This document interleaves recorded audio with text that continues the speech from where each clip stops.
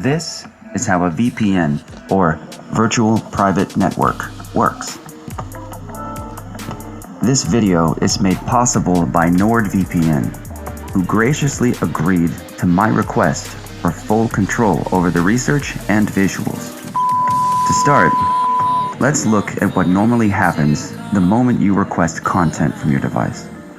Your device, and every connected device in your home, has its own unique address on your local network.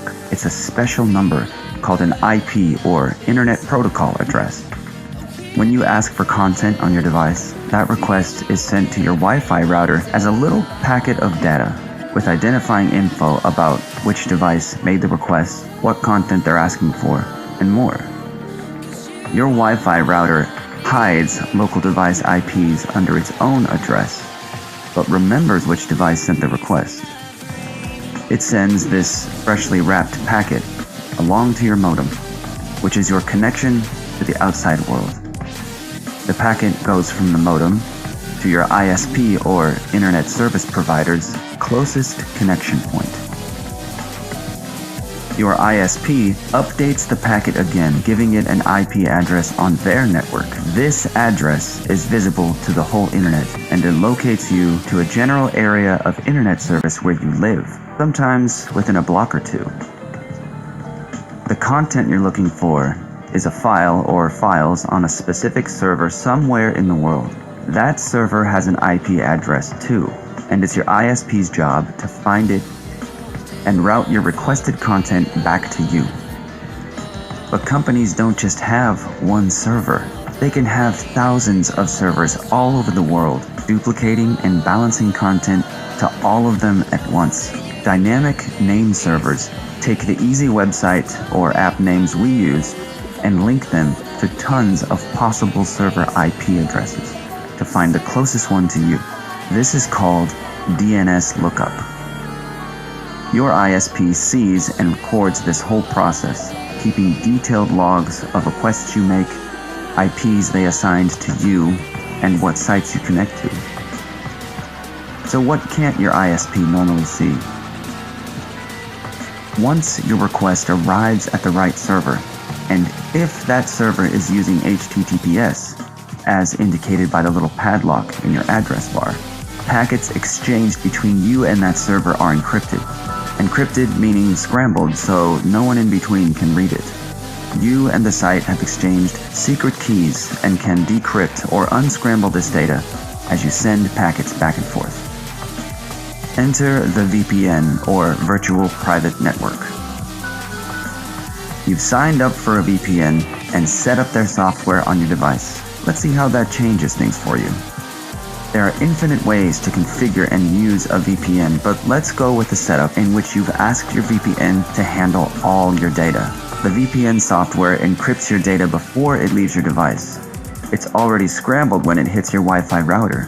Your ISP still carries this scrambled data from your home to its servers, but the next connection point is your VPN's server network. From here on out, the VPN handles the rest of the DNS lookup process, much like before, but with some crucial differences. Your VPN does not keep logs on which local IP address they assigned to you. It's hidden from the server you eventually connect to. Instead, that website or app just sees some random IP address from one of your VPN servers. Your VPN does not keep logs on what sites you connect to or what you do there. The entire path from your device to your destination is encrypted, and your activity isn't recorded. Useful scenarios. Let's look at how using a VPN might be really useful for you. Secure connection. All your data is encrypted before it leaves your device. Wi-Fi connection points can be unsafe, for example, when traveling or at a coffee shop. A honeypot attack is when someone sets up a convenient Wi-Fi connection with the intent to secretly intercept all data going through it. Sure, the HTTPS encryption on specific sites might keep some of your data safe even so, but there's no way to know for sure how much info someone could get about you this way. Privacy.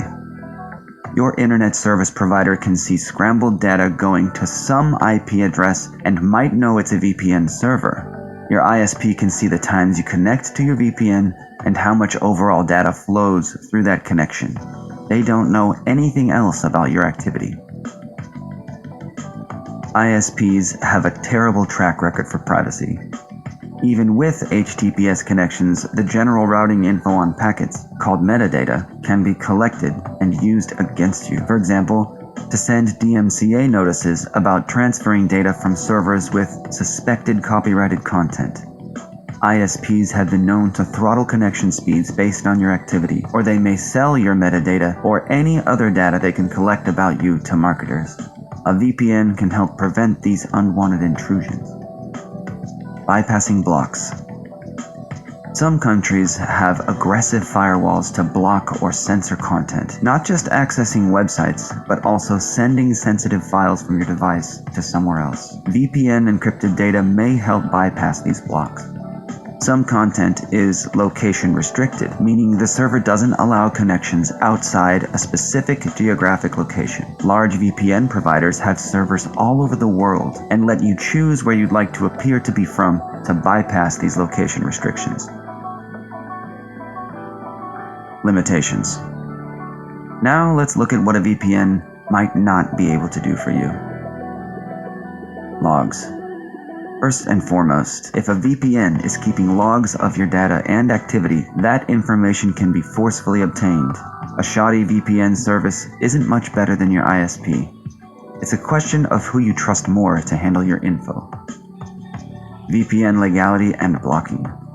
In some countries, even using a VPN at all is illegal, and they may go to great lengths to block entire ranges of VPN IP addresses. Going with a VPN that has lots of available servers that are updated regularly might help stay ahead of things here. Some VPNs offer obfuscated servers that further remove identifying info from packets, so the data is less likely to be identified as VPN traffic, but at a possible cost in performance. Privacy versus anonymity.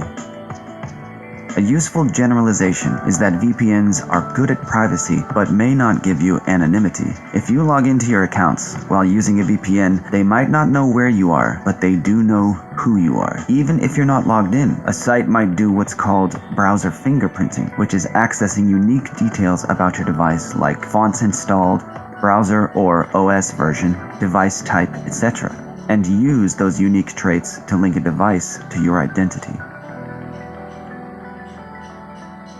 Deep packet inspection. Some networks might be subject to deep packet inspection, where automated software searches packets for specific info. Even with encryption, there's speculation that deep packet inspection can still see what data seems to look like. This is comparable to a wrapped gift with a telltale shape. OPSEC. To combat these limitations, you might adopt new behaviors to keep public and private activities separate. Some VPNs allow split tunneling, which means you can choose what traffic goes over the VPN and what does not. Conclusion. On the whole, if a few bucks a month lets you access your favorite British TV shows, more confidently use the free Wi-Fi at that seedy hostel, download The Office, or stop giving your valuable data away to unscrupulous ISPs and marketers for free, a VPN is a great choice. On the other hand, if you're going the international spy route and need hardcore identity sterilization to combat a hostile nation state, a VPN is probably not your only solution.